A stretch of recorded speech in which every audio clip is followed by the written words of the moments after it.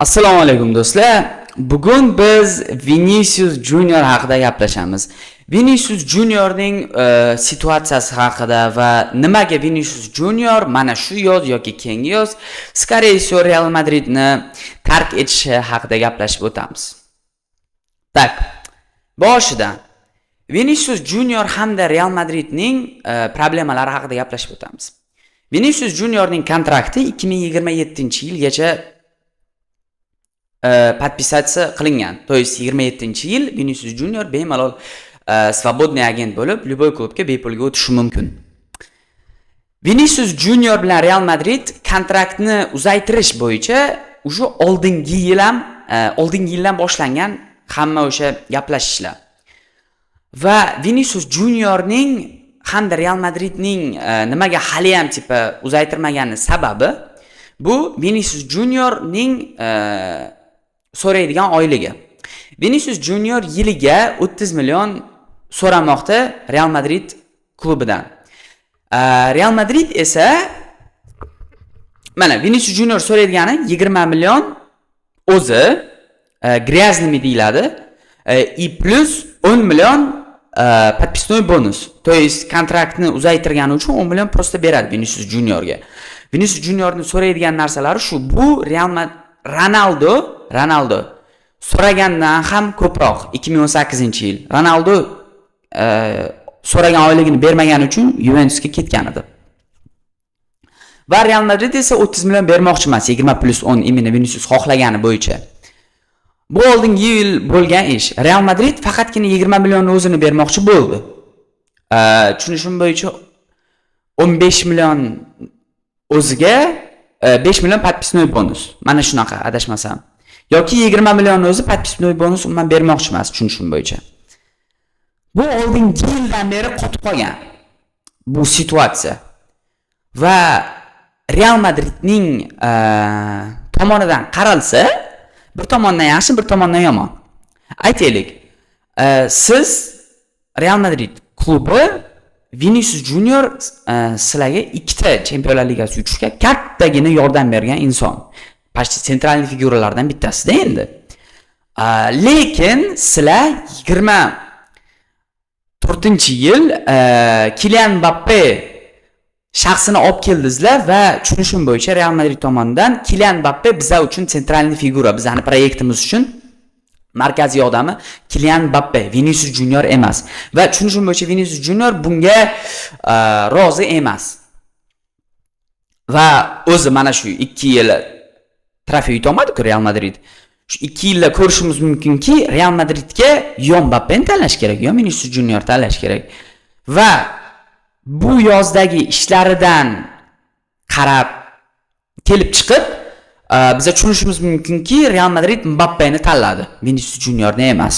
To'g'rimi yoki yomonmi? Endi bu nima desam bo'ladi? Real Madridni bu endi kelajak ko'rsatadi bo'ldi. Aytaylik, Real Madrid shu Vinicius Junior bilan shunaqa situatsiyasini deb Real Madrid Yan Diamande figurasini sotib oldi. Yan Diamande figurasi bilan keyin boshqa videoda gaplashamiz. Yan Diamande qanday aytsam, yaxshi igrok, potensiali bor, lekin 130 million bu вообще xuddiki kartoshka 5000 so'm turgan bo'lsa, lekin hamma sotib olayotgani, hamma xohlayotgani uchun kartoshkani 30 ming qilib qo'yganda gapda. Yan Diamande yaxshi, potensiali bor. Lekin endi do'stlar 130 million endi bu odamning ustidan kulish. Lekin Real Madrid shu imena transfer oynasi perestraxovka sug'urta qilish uchun sotib olish kerak edi, majbur edi. Chunki agar sotib olmasa edi, Vinicius keyingi yo bu yil ketadi, uni o'rniga hech kim yo'q. Yan Diamande хотя бы potensiali bor futbolist. Endi hozir wingerlar juda ham kam transfer bozorida, imena yaxshi wingerlar potensiali bor. Diamandening potensiali bor, lekin o'zini ko'rsatmagan. Masalan, Luis Diaz agarda shu yil bo'lsa edi, свободный bo'lsa edi, скорее всего Real Madrid именно Luis Diaz kandidaturasi orqasidan yuradi, lekin unaqa odam yo'q hozir. Tak, endi Real tomonni gaplashib o'tdik. Vinicius Junior tomonidan gaplashib o'tsak, Vinicius Junior muncha oylik so'rashiga haqqi bor, o'zim o'ylab qarasa. Lekin nimaga haqqi bor? Real Madrid chunki Vinicius Junior ularga ikkita Chempionlar Ligasini yutdi, sentralniy figura bo'lib ham yutib berdi Bellingham bilan 23-24 sezonida. Lekin Real Madrid 24-sezonda yo'q, biz senga ishonmaymiz, biz Mbappeni olib kelamiz deb, bu unga nima desam bo'ladi, ishonmadi. Va Vinicius tushunishim bo'yicha ketmoqchi endi. Va endi Vinicius tomonidan qaralsa, bu to'g'ri qilinadigan ish menimcha. Vinicius Junior juda ham yaxshi futbolist, juda ham ekstra klass futbolist. To'g'ri, futboldan tashqari salgina odam bo'lishi mumkin, lekin imенно futbolist dahshat. Vinicius Junior va jahon chempionati ham juda ham zo'r o'tkazdi va shu Braziliya terma jamoasidan eng bir bo'ladigan futbolist shu Vinicius Junior edi. Endi Vinicius Junior Real Madriddan qaysi klubga o'tishi mumkin degan savol berishlaringiz mumkin. Vinicius Junior bu yili David Ornstein prям super insider aytishi bo'yicha, hamma ishonadigan pashti insider aytishi bo'yicha, Arsenal Vinicius Juniorni kandidaturasini ko'rib chiqmoqda va unga uni transfer qilib o'zini komandasiga olib kelmoqchi. Arsenal komandasi Vinicius Junior uchun yaxshi, chunki Arsenal hozir dinastiya yaratmoqda, Cityga o'xshab Premier Ligada. To есть Vinicius Junior agarda Arsenalga o'tsa, u yerda eng sentral figurasi bo'ladi va Arsenalga ham kerak unaqa futbolist Kagbani, nima deydi uni?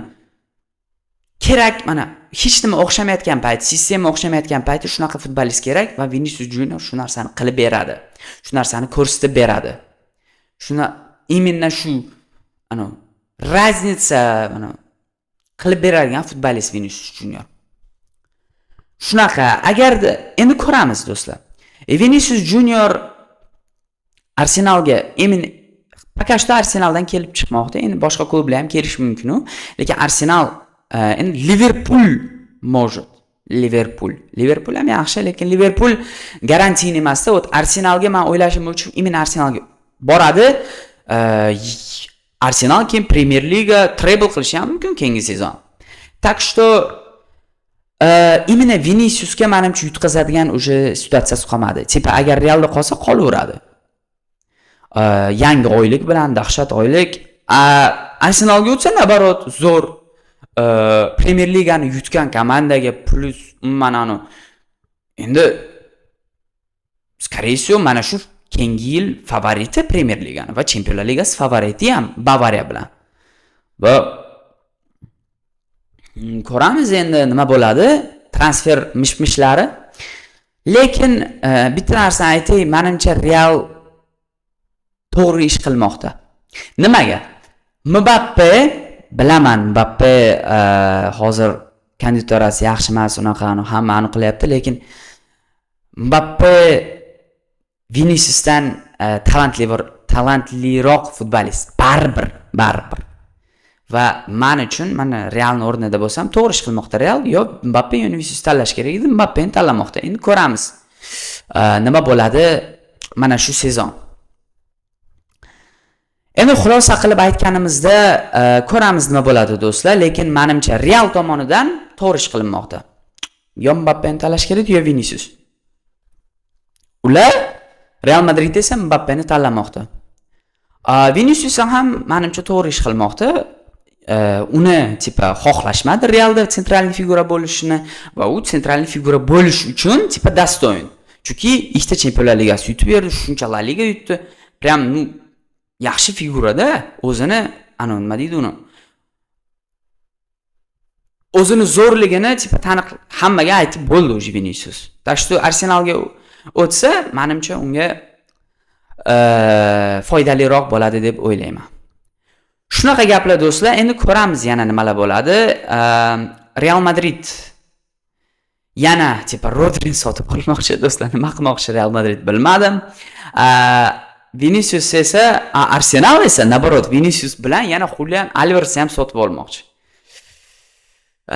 Ko'ramiz endi nima bo'ladi. Endi buni faqat vaqt ko'rsatadi do'stlar. Vaqt ko'rsatadi. Shunaqa gaplar do'stlar. Sizlar nima deb o'ylaysizlar? Vinicius Arsenalga o'tish haqida va umuman o'zi Real Madridning transfer politikasi haqida nima deb o'ylaysizlar? Komment yozib qoldiringlar. Videoga like bosinglar. Bu videoni ko'rganlaringiz uchun kattakon rahmat. Adios.